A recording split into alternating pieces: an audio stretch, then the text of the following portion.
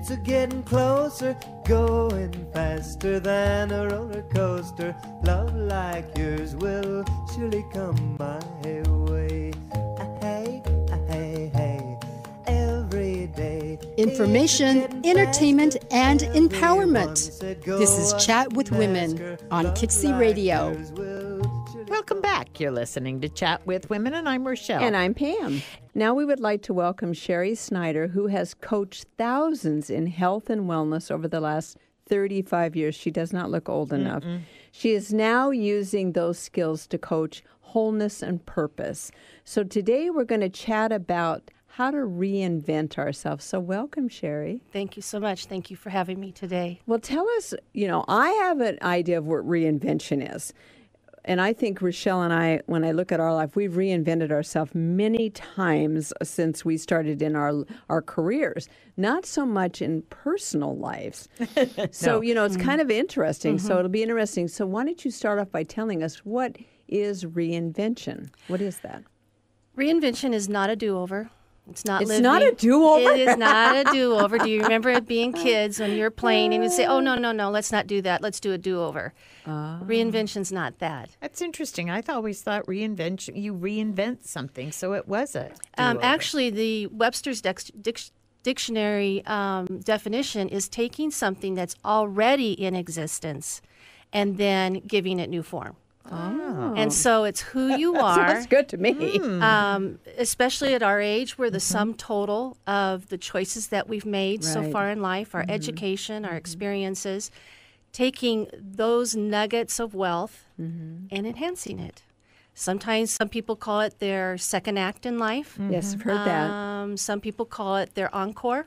And it is taking stock of who you are today, what you've become, and what you want your future to be. For me, it was taking my future back.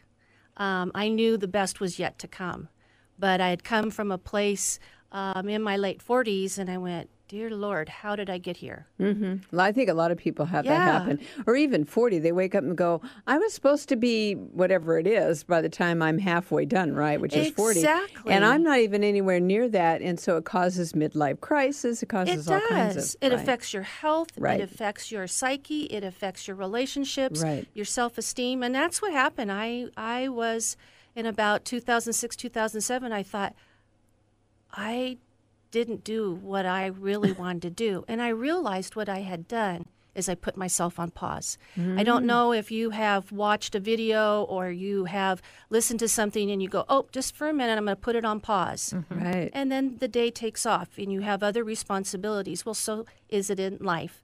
Right. When we're in our teens, in our early 20s, we don't have a lot of filters. We don't have a lot of no's. We have a lot of, ooh, that's possible. Oh, what if? And what happens as we get on in life, we put ourselves on pause on many things that didn't have a filter when we were younger. And what I encourage people to do, as I did for myself, is one, I had to give myself permission to take myself off of pause, even acknowledge I had put myself on pause. I was just going to say, acknowledge you were on pause. Yes, not menopause, but how often do we pause know that? and activate that play button. And it's taking stock. There are things that I have found using my experience, using my training, my education, to how to give myself permission to take my future back and to look at there's a lot ahead and there's a lot to look forward to. But Sherry, when you say we put ourselves on pause and we want to take it back, don't we put ourselves on pause because our situation is we've gotten married, now we have children, our responsibilities have changed. So I don't want anybody out there going, well, yeah, I'm on pause, but I don't want them to feel bad that they had to put themselves on pause. No, it is, in fact, Dr. Marcus Buckingham, who wrote a part of Now Discover Your Strengths, he talks about that it's a natural process and it's very stealth, if you want to say, of how it creeps up. Because, yes, what do? We get ourselves an education. We do meet somebody along the way. We'll have a relationship, a marriage, children, responsibilities, and that is actually normal. But did we also stay in connection with the dreams, the goals, the desires that we had before we had filters. Well, and I think it's really important to say that there's no reason why reinvention has to be a new career. I think that's the other thing. Reinvention can be, I am going to start making sure I eat broccoli every night. Absolutely. I mean, so I don't think just because absolutely, I don't because that could we know how important broccoli is. We do. We know that it's like one of the best vegetables. Yep. So reinvention. I think it's like anything we say. Let's go find your passion. People don't have to quit your job to go find your passion. Oh, absolutely not. See, this is why this reinvention it has a scary word because it makes you feel like you have to do something big. It can be I'm going to start walking 30 minutes a day. You're reinventing yourself when you make these small changes. And I think from the time we're little, we should be doing that. We should never give people permission to go on pause. You can reinvent yourself every day, all the time. A new mother, whatever, you can reinvent yourself. Absolutely. If we take the scariness away from it, I think. I am in total agreement. It would be daunting if you looked at yourself and said, I'm a failure. Right.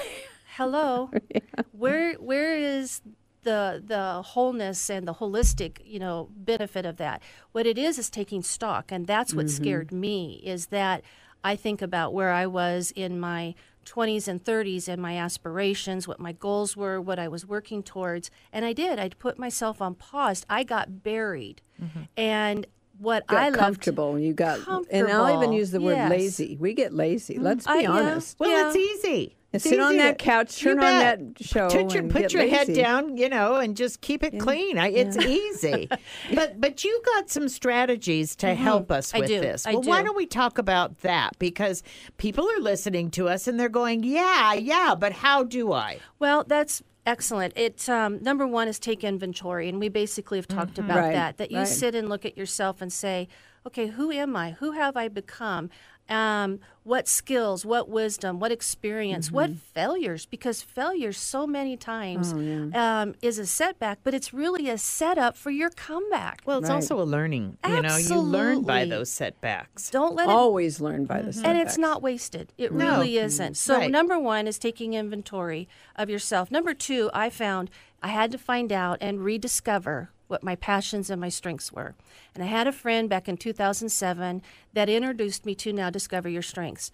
For me personally, that was very enlightening in the sense that, one, my weirdness or quirkiness actually was considered a strength. And I found out I had very strong strategic skills. I found out my responsibility was one of my top signature strengths. And I've also discovered about knowing your strengths. If you don't know your strengths, and if they become overextended, they actually become your greatest weakness. So to me, it's very important to know yourself. So how do you get to know? Do you have questions that we can answer? Because, is there a place to go? You think you know your strength. You think you know, but maybe you're wrong. And like you said, maybe a strength becomes a weakness because we overuse it. Like you're the kind that help people, and pretty soon you're helping people 90% of the time, and you've worn yourself out. You're exhausted, so it becomes a weakness. Totally, yes. So tell us how we go find out. Gallup has created a website that you can actually do this online. Anybody can do it. It's www.gallupstrengthscenter.com. Gallup, Gallup. Strengths with an S. Center, CENTER.com. Okay. And it's an online assessment. It costs only $9.95. And it takes, you really want to give yourself at least 30 minutes without any type of distractions or interruptions to take the test. And then they email you back. And what is cool is they do their own coaching with that, with your top signature strengths. And for me, it was a launching pad, I'll call it, back in 2007 to discover what was already inside of me that I took for granted, would have never identified it as a strength. Well, we this is fabulous. We have to continue. We've talked about two of what we need to do: inventory and figure out what our strengths are. We're going to take a quick break. We are chatting with Sherry Schneider today, and we're talking about reinvention. We're going to come back and continue the conversation. You are listening to Chat with Women on AM 880 KIXI. We're going to be right back. Love me or leave me, don't let me be lonely. You won't believe me, but I love you only. I'd rather be lonely than happy with somebody else. You might find the night. They've been there and done that. Now more with Pam and Rochelle. Chat with Women on Seattle's KIXI. Welcome back. You're listening to Chat with Women, and I'm Pam. And I'm Rochelle. And we are chatting today with Sherry Schneider, and she is a coach. And when it comes to business and personal, and we've been talking about the 5 strategies for reinvention. And welcome back, Sherry. Thank you. And we talked about number 1 is inventory. Take inventory of yourself. Number 2 is figure out what your strengths are, because that's part of, to me, taking inventory. So now, what's number 3? Find your destination. Find my destination. You mean if I'm Where going am I to Seattle supposed to or going to go? Bellevue? What does that mean? You know what? Sometimes you have to reinvent your own self. Just even know how to get from point A to point B. No, it is. Is it a new career that you're looking for? Okay. Is it something that you've done as a hobby that you would like to take and start to monetize it? Is it something philanthropic? Is there something that you have watched and you have looked at? Or is it something that makes your blood boil and you have such a deep passion? It's like, it is time to start getting involved.